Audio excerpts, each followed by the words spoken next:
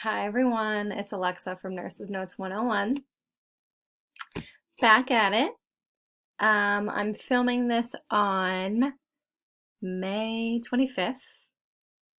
So, in the same spot in my boyfriend's basement. Still haven't moved. I'll be moving in like a week and a half. Yeah, I'm super excited. I'm excited to get to the city. I'm excited to start this new chapter as an SRNA, a student CRNA, and can't wait to get going and lead this life of challenges and different things. I can't wait to conquer my next obstacles. But today I want to talk about strength. As a nurse, as a student nurse, as a healthcare provider with knowledge, I think it's important to lead with your strength and lead with confidence. You are going to be tried many times in healthcare, whether it's dealing with a difficult patient, whether it's having conflicts with team members, nurses' aides, social work, other physicians. There's going to be differing of opinions because as much as healthcare is objective, it's also subjective, and sometimes people go about care differently than others. And, we all think that our way is the best way, which can be true, cannot be true. But I think one of the most important things to note is just to have respect for one another.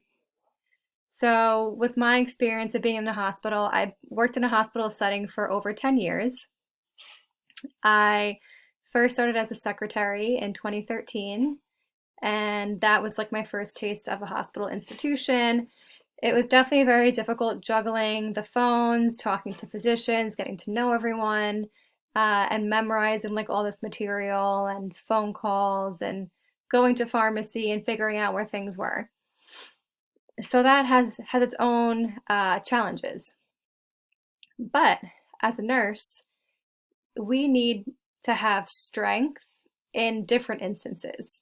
So, say you're in rounds and your resident who's giving the report, they're telling the full story about your patient. They say something inaccurately about the patient. They say, the patient last night was afebrile, no issues with fever, and their abdomen was soft, non-distended. But when you assess the patient, you saw the abdomen to be firm and rigid, and the patient had a fever of 101. Might not seem like a big deal. And yes, some more novice providers could feel threatened by a comment differing from their own opinion. But in the end, it's our duty to say what's the right thing for the patient. And if something about their situation has changed, no matter if it's a hit to the ego or not, it's important to tell the truth and tell what is objectively happening in rounds from your perspective. So someone can see your perspective differently.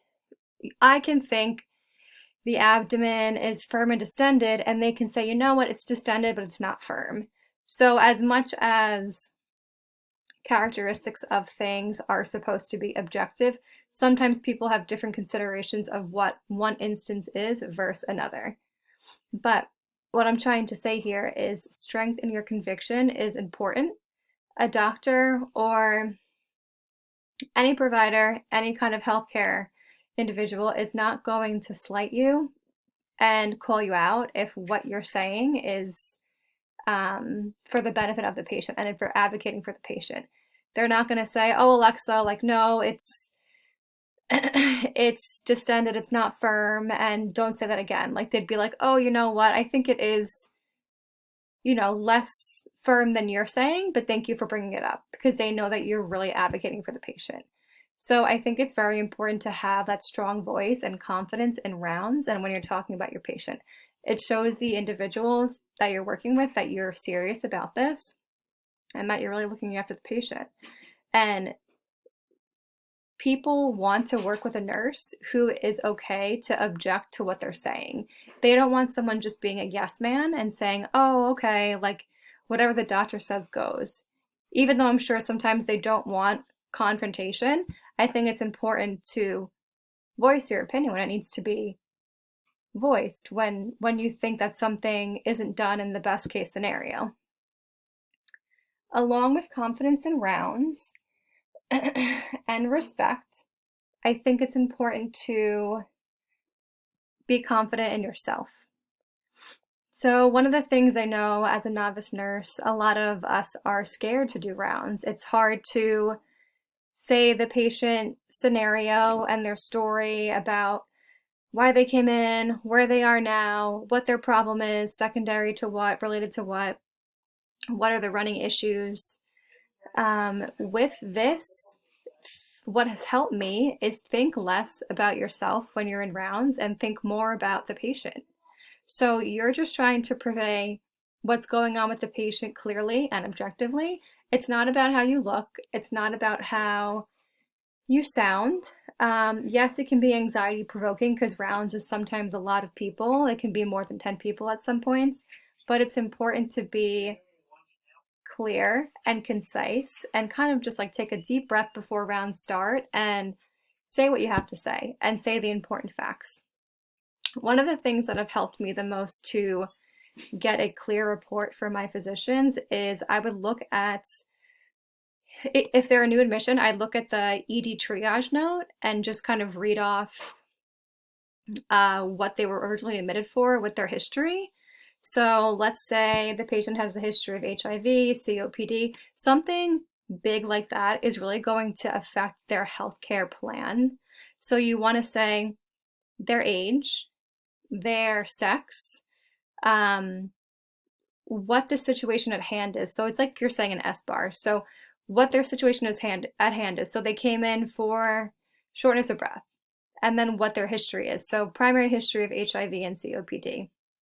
And then from there, you're going to go through how the patient's presenting, if they're on any drips, if they're a critical care patient, and what their, not even prognosis, but what their system abnormalities are, going from neuro, so all the way from the head to the feet. I think this is the clearest and most concise way to kind of do rounds. I think it's definitely better to be prepared. You don't want them to get to your patient and not have a story like planned out about what you're going to say. And a lot of times, and what I think will impress the physicians that you work alongside of, is if you don't just have, oh, the patient's here for sepsis. Have the patient's here for sepsis. They're not on pressors. We're thinking the sepsis is related to urinary tract infection. The urinalysis was positive. They had nitrates and bacteria in the urine. Ba ba ba ba ba. Or let's say the patient's there for heart failure, but their blood pressure's low. So you can say the patient's in cardiogenic shock secondary to acute on chronic congestive heart failure. Patients on dobutamine at so-and-so a dose. Say if it's been titrated up and down overnight, how the medication's been doing, talk about their vital signs, and then go head to toe. A lot of times these patients will have issues with their other organs. So say they come in for a respiratory complication and they cardiac arrest, unfortunately. Then they could have an issue with their liver. If there wasn't enough blood flow into the liver, they can go into shock to liver. So that's something you could also say in rounds, and you should say in rounds. Secondary to cardiac arrest caused by respiratory arrest, they have gone into liver failure. Their AST and ALT today are so-and-so. We're giving them this for treatment, this and that. Again, if you're in a teaching hospital, the residents and different physicians that you work alongside of are going to go into this in more depth, but I think it'll be very impressive if you go about rounds this way. And it's all about confidence. It's all about strength and confidence in not as much yourself, even though you want to be confident in yourself. It's being confident in yourself and being confident in the knowledge that you were taught. Yes, so I've been doing travel. So when you do travel, you kind of see that different physicians have sometimes different ways of doing things and different things that they almost like calculate themselves on more. It's just kind of how some people work. So you'll learn as time goes on what these physicians are looking for and their certain way.